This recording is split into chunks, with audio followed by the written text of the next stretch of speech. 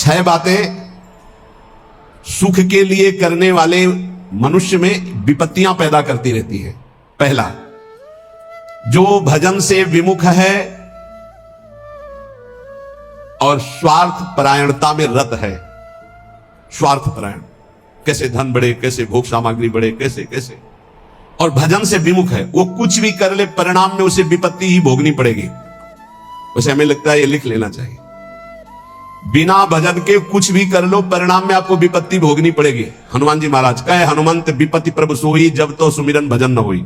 चाहे कुछ भी हो, नौकरी कर रहे हो, किसानी कर रहे हो, गृहस्थी कुछ भी हो, नाम जप जरूर करो, तुम्हें विपत्तियों से बचा लेगा नाम जप। दूसरा, जो शरीर में शैतान वास करते हैं, उन शैतानों को जो अपने अधिकार में नहीं लिया उसको विपत्ति प्राप्त होती। शैतान काम, क्रोध, लोभ, मोह, मद, मत्सर, ये दुराचार कराने वाले शैतानों को जो अपने अधिकार में नहीं ले लेता, उनके अधिकार में समर्पित हो जाता है, उसको विपत्ति पे विपत्ति भोगनी पड़ती है। पहला, जो नाम जप ना करके केवल स्वार्थ के कार्यों में रत रहता है, कुछ भी कर ले विपत्ति भोगनी पड़ेगी। दूसरा, जो अपने शरीर को ये अंदर बैठे हुए शैतानों के हवाले समर्पित कर देता है, उनकी गुलामी स्वीकार कर लेता है, काम, क्रोध, लोभ, मोह, मद, मत्सर इनको शासन में नहीं लेता, उसको जीवन भर विपत्ति भोगनी पड़ेगी, शारीरिक, मानसिक, लौकिक, पारलौकिक।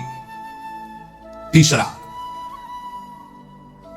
जो मृत्यु की तैयारी नहीं करता, उसे विपत्ति ही विपत्ति भोगनी पड़ेगी। मृत्यु की तैयारी कई बार चर्चा हो चुकी है। मृत्यु की तैयारी, यहां जीने की आशा में सब लगे हुए हैं, लेकिन मृत्यु की तैयारी कौन कर रहा है? भाई जो गुरु कृपा पात्र है वो मृत्यु की तैयारी कर रहा है। नहीं, सब बैंक बैलेंस की तैयारी कर रहे हैं, सब नाना प्रकार के भोग इकट्ठे करने की तैयारी कर रहे हैं। तुम्हारे बाप बाबा तुम्हें इतना कमा के नहीं देंगे कि तुम बैठे बैठे खाओ, तो तुम कमा के जब इतना जाओगे ना, तो ये बैठे बैठे इतना उपद्रव करेंगे कि जेल जाएंगे, नरक वाले काम करेंगे। नहीं, ये सुधरेंगे। ये सुधरेंगे तब जब इनको ठोकरें लगेंगी और स्वयं में ये तैयार होंगे, तब ये लोग पर लोग संभाल लेंगे। ये भोग सामग्री से सुधरने वाले नहीं। अगर आप सोचते हो अपने परिवार को मैं इतना भोग सामग्री इकट्ठा कर दूंगा सुखी हो जाएंगे, तो अपने परिवार की दुर्गति का स्थान बना करके जा रहे हो। परिवार को सतमार्ग, धर्मयुक्त बनाकर जाओ तो सुखी रहेंगे। अधर्म से कमाए हुए धन से परिवार को सुखी करने की चेष्टा करने वाला हर समय विपत्ति में ही फंसा रहेगा समय आने पर। मृत्यु की तैयारी न करने वाला विपत्ति में फंसता है। चौथा है, जो दूसरे के रिझाने में पूरा जीवन बर्बाद कर देता है। दूसरे के रिझाने, ईश्वर से विमुख होकर दूसरों को संतुष्ट करने में पूरा जीवन व्यतीत कर देता है, उसको विपत्ति भोगनी पड़ती है। पांचवा, जो सतोगुणी भोजन, सतोगुणी वार्ता, सतोगुणी कार्यों को छोड़कर राजसिक और तामसिक भोजन करता है, राजसिक तामसिक क्रियाएं और वार्ता करता है, उसे विपत्ति भोगनी पड़ती है। छठवां, जानते हुए अपने दोषों का समर्थन करता है और दूसरे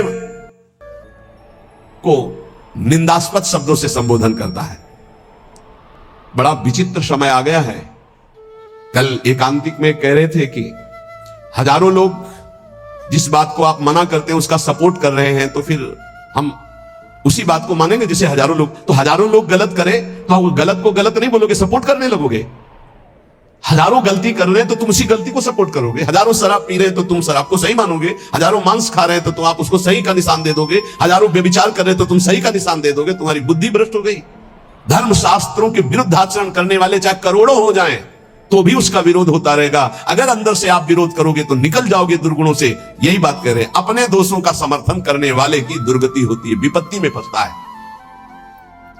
भगवान कह रहे त्यागात शांति निरंतरम, और उपदेश दिया दे रहा है भोगात शांति निरंतरम। शास्त्र सम्मत जगत गुरु भगवान श्री कृष्ण की बात से बढ़कर किसकी बात होगी? ब्रह्म ऋषि जन भगवान की ही तो दी हुई बातों का अनुभव करके बोलते हैं। ये कौन सी रीति चल गई है? मनमानी आचरणों को साधना कहा जाता है। अपने दोषों का समर्थन करके उसे कहा जाता है वो पुराने जमाने की बातें थी, अब ये बातें माननी पड़ेगी। नहीं, ये 6 बातें जिनमें हैं उनको विपत्ति भोगनी पड़ेगी। करते सुख के लिए परिणाम दुख मिलता है।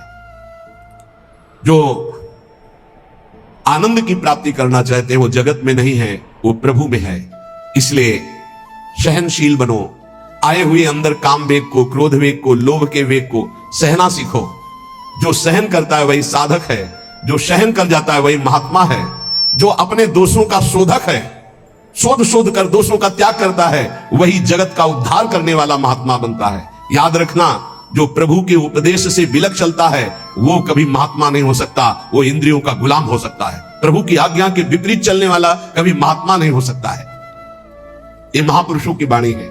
हम तुम्हें एक ऐसा मार्ग बताते हैं जिस मार्ग में चलने से बहुत जल्दी आप ईश्वर के समीप पहुंच जाओगे। वो नाम जप करते हुए किसी से और ईश्वर से भी कोई चाह ना रखना, बहुत जल्दी भगवत प्राप्ति हो जाएगी। हम तुम्हें एक ऐसा मार्ग बताते हैं जो चलने पर बहुत जल्दी भगवत साक्षात्कार करा देता है। किसी से भी और ईश्वर से भी कोई चाह ना रखो, बहुत जल्दी भगवत प्राप्ति हो जाएगी। नाम जप करते हुए कोई चाह ना रखो, बहुत जल्दी भगवत प्राप्ति हो जाएगी। और याद रखना, जो नाम जप करता है ईश्वर से कोई चाह नहीं रखता, तो ईश्वर उसकी ऐसे चिंता करता है जैसे छोटे बच्चे की मां चिंता करती है। किस समय उसको बाल भोग देना, किस समय उसको दुग्ध पान कराना, किस समय उसे स्नान कराना, ये मां की चिंता है, ना कि बालक की। जो ना किसी से चाहता है, ना ईश्वर से चाहता है, खूब नाम जप करता है, उसे बहुत जल्दी भगवत प्राप्ति हो जाती है। निष्प्रयोजन भाव स्वरूप उनका जीवन होता है जो भजनहीन होते हैं, बिल्कुल बेकार मरा जीवन। जिन हरि भगत हृदय नहीं आनी, जीवित सौ समानते प्राणी। क्या मुर्दे का सा जीवन है। इतना कीमती जीवन, एक एक श्वास भगवान के भजन में लगानी चाहिए। व्यर्थ के जीवन में, व्यर्थ के खान पान, कई कई ऐसी बातें जिनकी याद आकर हृदय में आम हंसता है, ऐसे जीवन को नष्ट किया जा रहा है। भ्रमण में सब दृश्य देखे, गंगा का किनारा पावन तपस्वियों के लिए भी और राक्षसों के लिए भी है। जो पावन स्थान तप के लिए, वही राक्षसों के दंडकारण्य में तपस्वी भी तपस्या करते थे, राक्षस भी रहते थे, दोनों का। ये व्यर्थ जीवन, निरर्थक जीवन, जो अपनी वासनाओं की पूर्ति के लिए दूसरे जीवों को तड़पा तड़पा के, फिर काल उनको तड़पा तड़पा के मारता है, सांस लेने का अवसर नहीं देता। इसलिए निष्प्रयोजन भाव स्वरूप मानो जीवन मत जियो। कीमती जीवन है। जिनका भोजन पवित्र है, उनके विचार पवित्र हैं, वही एकांत में ईश्वर अर्पण बुद्धि से अपने समय को व्यतीत करते हैं। कार्य करते हुए एकांतिक अर्थात अंदर चिंतन चल रहा है, ईश्वर अर्पण। सात्विक भोजन भूख की अपेक्षा कम खाओगे तो भजन बहुत जोर का होगा। लौकिक प्रतिष्ठा बढ़ने लगे तो भगवान से प्रार्थना करो कि आपका स्मरण न छूटने पावे, लौकिक प्रतिष्ठा में महत्व न होने पावे। जानबूझकर सुख सुविधाओं का त्याग करके जितनी कम वस्तुओं का सेवन कर सको, कम पैसे वाली वस्तुओं का, उतना ही तुम्हारा ईश्वर के प्रति प्रेम बढ़ेगा। ईश्वर इच्छा को जानने वाला ही महात्मा होता है। जो ही प्यारो करे सोई मोहि भावे, मेरे प्यारे की क्या इच्छा है ये महात्मा जानता है। अन्याय से प्राप्त वस्तुओं को पाने वाले के सारे करण पाप लिप्त हो जाते हैं। अंतःकरण, बुद्धि, मन, चित्त, अहंकार, वो इच्छा ना होने पर भी दूषित अन्न के कारण पाप इच्छा प्रकट होकर उससे पाप कराती है। जो घूस लेता है, अन्याय पूर्वक निर्णय करता है, ऐसों का धन उनके परिवार को नष्ट कर देता है, और उनका किया हुआ दान जिसके पास जाता है उसकी अंतःकरण की वृत्ति को नष्ट करके पापाचरण करवाता है। इसलिए भगवत मार्ग में चलने वाले उपासकों को घूस लेने वालों से जो प्रतिग्रह दान लेना है उनसे बचे। खूब खुली बात है। ये जो अन्याय अधर्म करना पैसे के बल से सीख गए हैं, अपने पद का दुरुपयोग, ऐसे लोगों से जो दान लिया जाता है, ऐसे लोगों से जो अर्थ लिया जाता है, वो केवल पाप विचार बढ़ाता है, पापाचरण बढ़ाता है। इसलिए बहुत सावधान। देखा महाप्रभु चैतन्य देव से जब महाराज प्रताप रुद्र बड़े महाभागवत थे, उनके दर्शन करने की बात सामने रखी गई कि वो दर्शन करने आना चाहते, तो उन्होंने कहा तुमने क्या समझ रखा है, एक मैं वीतराग सन्यासी में राजा के दर्शन के उनके लिए दरबार में जाऊं या उनको यहां बुलाऊं, मुझे क्या आवश्यकता है। नहीं, राज दर्शन भी निषेध। ऐसा जो उपासक चाहता है कि मैं सच्चे भाव से भगवान के मार्ग में चलूं, तो पाप कर्म करने वालों से, उनके द्वारा दी हुई वस्तुओं से बहुत दूर बच करके भूखे रह जाओगे तो ठीक है, उनका अन्न न जाने पावे। ईश्वर भक्त अदृश्य परमात्मा की इच्छा का अनुमोदन करता रहता है और वो देखता रहता है कि मृत्यु हर समय हमारी प्रत्येक श्वासों को गिन रही है। इसलिए वो सर्वांग सुंदर होने पर भी अपने शरीर का राग नहीं रखता और तपश्चर्या के द्वारा, शरीर के द्वारा भगवान को प्राप्त कर लेता है। ईश्वर के सिवा दूसरी कोई भी वस्तु मिलेगी वो टिकाऊ नहीं होगी, परिवर्तनशील होगी, नाशवान होगी। मनुष्य जीवन प्राप्त करके ईश्वर को प्राप्त करना ही खास वस्तु प्राप्त करना है।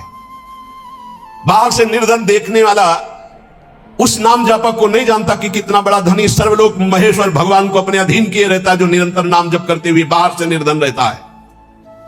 तुम बाहर से निर्धन दिखते हुए अंदर से महान धनी हो, यदि नाम जप करते हो। और ये बाहर से जो धनी दिखाते हैं, अंदर से खोखले हैं, इनके पास अहंकार गर्व के सिवा कोई सच्चिदानंद बात नहीं है। इसलिए ईश्वर का अवलंबन अर्थात भगवान की शरणागति, ऋषि मुनि भक्त जनों के द्वारा जो दिए गए वचन, उनका मनन, खान पान पवित्र जगह से, हिंसा और निंदा करने वालों से बिल्कुल बचो, उनका कोई भी शब्द या भोजन या संग ना आने पावे, निषिद्ध विषयों से दूर रहो, कुछ भी भोगने की इच्छा उठे उसको दबाकर रौंद डालो। ये तब भगवत प्राप्ति की योग्य बनता है। जो महात्मा आचार विचार परायण होकर धर्म में चले हैं, उन्हीं के अनुसार चलो। सत्कार्यों में स्थिति प्राप्त करने के लिए उन महात्माओं का अनुसरण अत्यंत आवश्यक है। इस जगत में प्रभु के समान कोई सच्चा सहायक नहीं है। मूर्तिमान प्रभु के सहायक स्वरूप ये महापुरुष जन है, इन्हीं का आश्रय ले लो, इन्हीं के पीछे चलो तो सतमार्ग का दर्शन हो जाएगा। सतमार्ग पर चलाने के लिए ही पहली पीढ़ी जो हमारे गुरुजनों की है उसका अनुसरण करना है। महाजनों का तेन सपंथा। संसार केवल फंसाने वाला है, महापुरुष ही केवल मुक्त करने वाले हैं। कल एक भगत कह रहे थे, हमारे पिताजी ने कसम खवाया कि वृंदावन गए तो तुम्हें हमारी कसम है, हमारा मुख देखोगे। कसम का मतलब ये।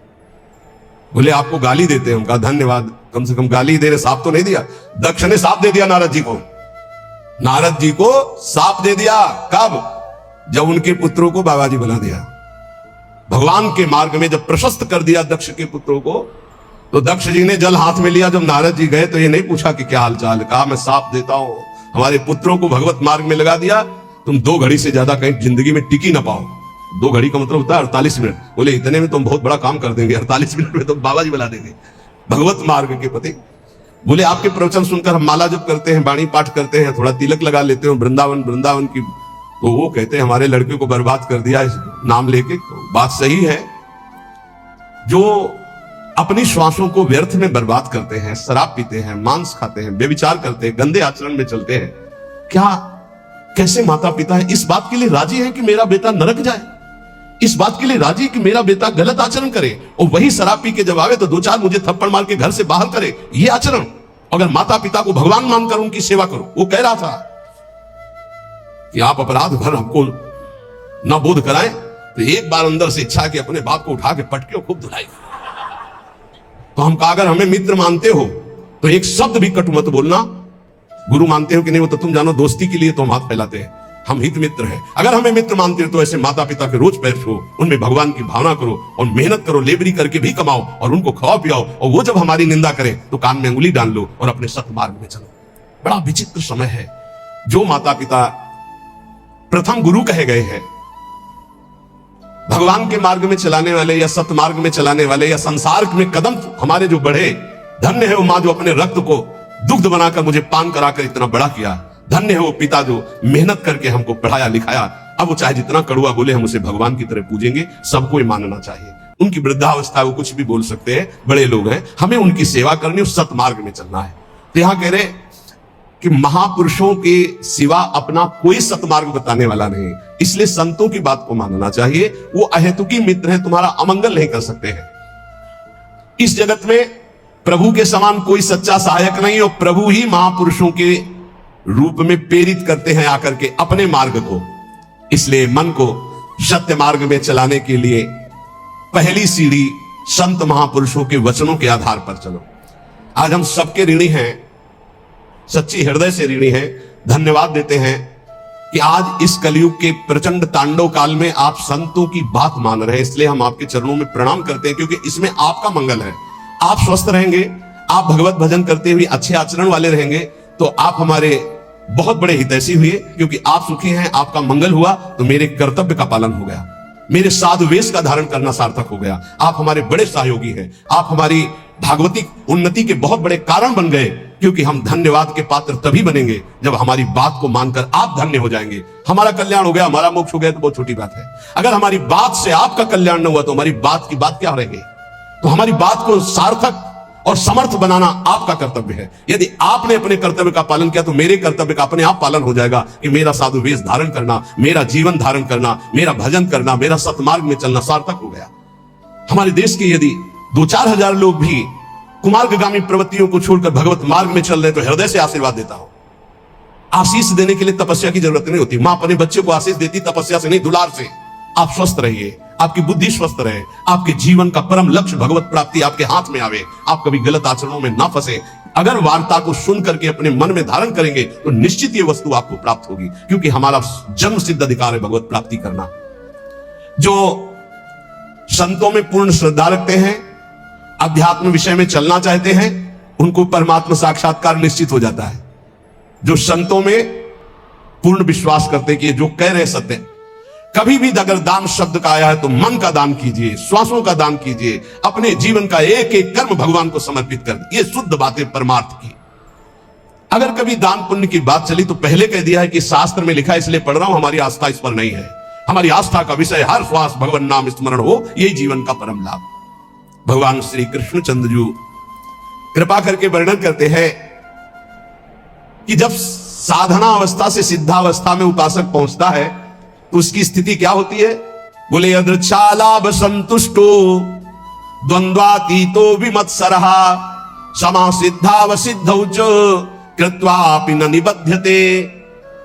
अपने आप जो कुछ भगवान की इच्छा से व्यवस्था हो जाती है उसमें वो संतुष्ट रहता है सिद्ध पुरुष।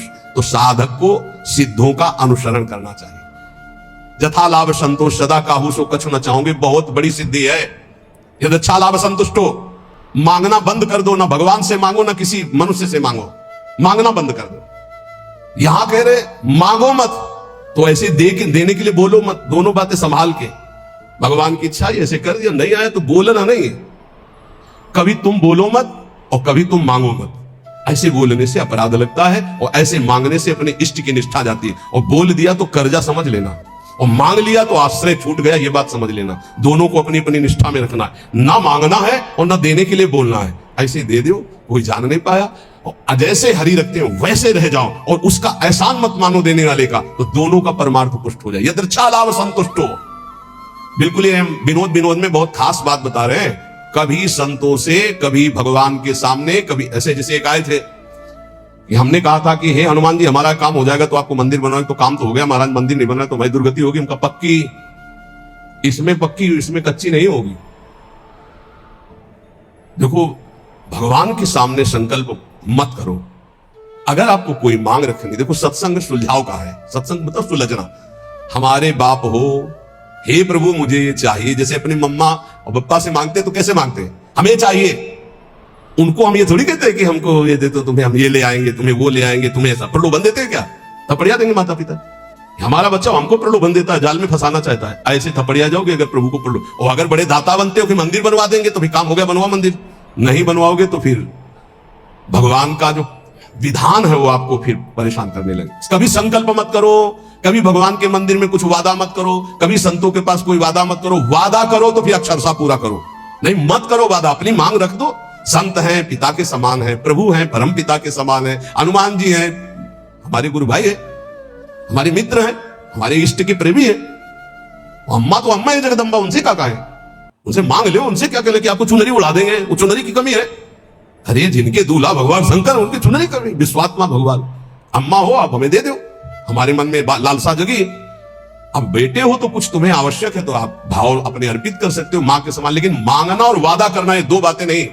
आज सत्संग में बात बैठा लो, ना भगवान के सामने ना कभी संत के सामने कभी वादा मत करो कुछ देने का। तुम्हारे पास जो कुछ है वो गुरुदेव का इष्ट का है, क्या दोगे? अगर वादा करो तो उसे भूलो मत, निर्वाह करो। दूसरी बात, मांगो मत, वो सर्वज्ञ अपने आप पूरा करेंगे। यदृच्छा लाभ संतुष्टो, जैसे भगवान परिस्थिति दे रहे उसमें संतुष्ट रहो। द्वंद्वातीतो विमत्सरा, किसी भी द्वंद्व का तुम्हारे ऊपर कोई प्रभाव ना पड़े। जैसे मान है, अपमान है, अनुकूलता है, प्रतिकूल। कल एक अपने यहां तो बहुत बड़ी कृपा होती है, हर प्रकार के उदाहरण मिलते रहते। कल एक भगत जी ने कहा जब अनुकूलता रहती तो हमें पातिव्रत धर्म भी याद रहता है, सब याद रहता, जब प्रतिकूलता आती तो सब भूल जाते हैं। इसको कोई भक्ति कहते हैं? अनुकूलता में तो सब जय हो बोलते हैं, जब प्रतिकूलता में जय हो बोलो तब तो तुम्हारी भक्ति रही। द्वंद्व आती तो अनुकूल प्रतिकूल, मान अपमान, लाभ हानि, दुख सुख में बराबर जिसका भाव रहता है वो सिद्ध महापुरुष होता है। साधक को बराबर भाव रखने की चेष्टा करनी चाहिए। विमत्सरा, किसी के प्रति ईर्ष्या मत रखो। ईर्ष्या बहुत हानिकारक है। ईर्ष्या में बहुत बड़े बड़ों का पतन होते देखा है। ईर्ष्या बहुत जल्दी नाश कर देती है, इसलिए ईर्ष्या दूसरे के प्रति होने का मतलब अपना नाश करना। समा सिद्धावसिद्धौ जो साधन में चल रहे हो, लाभ मिले ना मिले, आपका साधन सच्चिदानंद में, निराश होने की जरूरत नहीं है। बहुत ध्यान से सुनना, नहीं तो ये आने लगता है कि हमारा इतना समय हो गया भजन करते, कोई लाभ तो हमारे को मिला नहीं। देखो, गुरु कृपा से कभी तुम्हें लाभ नहीं दिखाई देगा। गुरु कृपा से जब लाभ दिखाई देने लगे तो जान लेना अकृपा आ गई है। क्यों? अहंकार के बिना लाभ का अनुभव नहीं होता। जब अहंकार आता है तब लगता है मेरे में सद्गुण आ गया, और जब दैन्यता आती तो बड़े बड़े सिद्ध महापुरुषों को देखा, कभी उनको यह अनुभव नहीं होता मैं प्रेमी हूं, मैं भागवती हूं। जितने महापुरुषों की वाणी आप पढ़ के देख लीजिए, अहंकार रहित महापुरुष तो अपने को अधम, तुच्छ, नीच, मूढ़, कामी यही शब्द बोले हैं अपने लिए। जब अपने में आ जाए कि मैं निष्कामी, मैं महात्मा, मैं सिद्ध, मैं तो जान लेना अहंकार जागृत हो गया है। और ये भगवान की कृपा से नहीं होता है, अकृपा से होता है। इसलिए समा सिद्धा व सिद्ध हुआ। चाहे ऐसी स्थिति दिखाई दे कि हमारे में कुछ लाभ आ गया है, या चाहे दिखाई दे कुछ लाभ नहीं आ गया है, ना फूलो ना भूलो, सम रहो। समा सिद्धा व सिद्धौ च, दोनों में समान भाव रखो। चक्रत्वापि न निबध्यते, वो कभी इस माया में बंधता नहीं है। आगे भगवान कह रहे, गत संगस्य मुक्तस्य ज्ञानावस्थित चेतसः यज्ञायाचरतः कर्म समग्रम प्रविलीयते। किसी के भी संग का कोई भी रंग ना चढ़ने पावे, उसे सिद्ध पुरुष कहते हैं। जित संग दोषा, चाहे वो घोर पापी हो, नीच हो, व्यभिचारी हो, दुराचारी हो, नाना प्रकार की भोग सामग्री बहिर्मुख पुरुषों का सब कोई फर्क नहीं, वो अपने रंग में है। जो रही मुत्तम प्रकृति का कर सकत कुसंग, चंदन विष व्यापत नहीं लपटे रहत भुजंग। क्यों? क्योंकि वो परमात्मा भाव में स्थित है। गत संगस्य मुक्तस्य है, वो मुक्त हो चुका है, इसलिए कोई भी संग उसके ऊपर प्रभावित नहीं है। मुक्त महापुरुष की पहचान होती है, कोई भी संग उसके ऊपर प्रभाव नहीं डाल सकता। काम का, क्रोध का, लोभ का, मोह का, मद का, मत्सर का कैसा भी संयोग आ जाए उसके ऊपर कोई प्रभाव नहीं। स्वात्मा रामम विषय मृत तृष्णाम भ्रमयति। मुक्त पुरुष कभी विषय मृत तृष्णा में भ्रमित नहीं होता। कैसी भी क्रिया का संयोग बन जाए, कैसे भी पदार्थ का संयोग बन जाए, कैसी भी घटना आ जाए, कैसी भी परिस्थिति आ जाए, कैसी भी व्यक्ति के सामने उपस्थिति हो जाए, उसके ऊपर कोई फर्क नहीं पड़ता। गत संघर्ष है, जो बांधने वाला है, जन्म मृत्यु का बंधन है, वो देहाभिमान है, वो उसका नष्ट हो चुका है। इसलिए किसी भी तरह का कोई भी विकार उसके अंदर हावी होता ही नहीं है। इसी स्थिति को कर्माणि श्रुति बोधितान नितराम कुर्वन्तु कुर्वन्तु मा गूढ़ाश्चर्य रसास्रगादि विषयान गृह्णन्तु मुञ्चन्तु वा। वो भोग की सामग्री के बीच में भोग में दिखाई दे रहा है, लेकिन वो भोग में नहीं है। वो कर्म करते हुए भी कर्म से रहित है। वो देखते हुए भी देखता नहीं, सुनते हुए भी सुनता नहीं, बोलते हुए भी बोलता नहीं, खाते हुए भी नहीं खाता है, क्योंकि वो मुक्त महापुरुष है, देहाभिमान रहित है। लोग संग्रहार्थ उसके धर्म कार्य हो रहे हैं, लेकिन उनका कोई फल नहीं है। वो असंग है। क्यों? बोले मुक्तस्य है, वो मुक्त पुरुष है। तो साधक को इसका अनुसरण करना है। किसी का प्रभाव हमारे ऊपर तब नहीं पड़ेगा जब हर समय हमारे अंदर भगवत चिंतन चलेगा। राधा राधा राधा राधा, अब कोई फंसा नहीं सकता। नाम जितना धीमे होता चला जाएगा उतना गाढ़ चिंतन विषयों को होने लगेगा। नाम छूटेगा, क्रिया बन जाएगी। 1 सेकंड लगता है अपहरण करने में बुद्धि को। इन विकारों ने इतना अधिकार जमा रखा, 1 सेकंड में बुद्धि को अपहरण करने के जो निर्णय ही नहीं कर पाएगी, नाम न छूटने पावे। असंगो अहम पुरुषः, मैं असंग हूं, ना कभी कोई मुझे बांधा था, ना कोई बांध सकता है। यह अनुभव हो जाता है सिद्ध महापुरुष को। किंतु असंग होते हुए उसने संग जिसने कर रखा है शरीर का, इंद्रियों का, मन का, बुद्धि का, अब उसके ऊपर प्रभाव पड़ेगा पदार्थ का, परिस्थिति का, व्यक्ति का, घटना का, सुख का, दुख का। और जिसने शरीर, इंद्रिया, मन, बुद्धि से अपने को असंग देख लिया, उसके ऊपर कोई प्रभाव नहीं पड़ेगा। उसे ही मुक्त पुरुष कहते हैं। कोई मेरी मनचाही करे या मेरे मन के विरुद्ध करे, कोई फर्क नहीं पड़ता। किसका? जो शरीर, इंद्रिय और मन से अलग हो चुका है। अलग क्या हो चुका है? वो तो अलग था ही। हाँ, अनुभव हो गया जिसको ऐसा। चाहे अकेला बैठा हो या हजारों के बीच में, शरीर स्वस्थ हो या रोगी, भोग बाहुल्यता हो या किंचन, मनचाही हो या मन के विरुद्ध, कोई फर्क नहीं पड़ता उसमें। गत संगस्य मुक्तस्य। क्यों? क्योंकि अपने स्वरूप में स्थित है। वो किसी क्रिया या शरीर या मन या बुद्धि या चित्त या अहंकार या इंद्रियां, कामना, ममता, कुछ नहीं उसके हृदय में। लेकिन साधक के हृदय में सब होता है। साधक के हृदय में सब होता है, और होते हुए भी वो नाम जप के द्वारा, प्रवीण हुई बुद्धि के द्वारा अपने को बचा लेता है।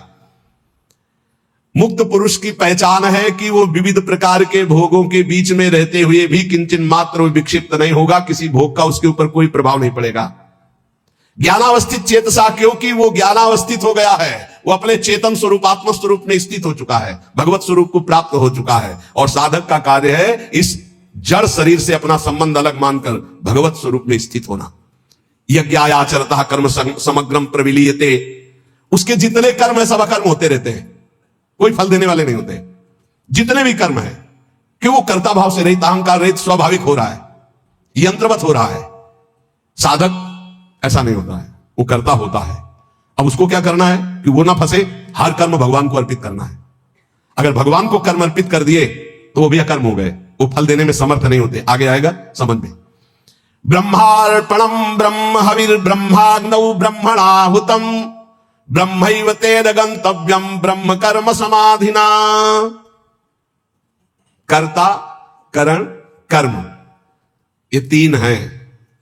कर्ता जो कर्म करने वाला है, करण जिनके द्वारा होता है, और जो होता है उसे कर्म कहते हैं।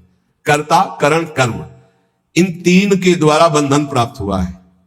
न कर्ता रहा तो करण है, और कर्म हो रहा है तो फल उसका अकर्म है।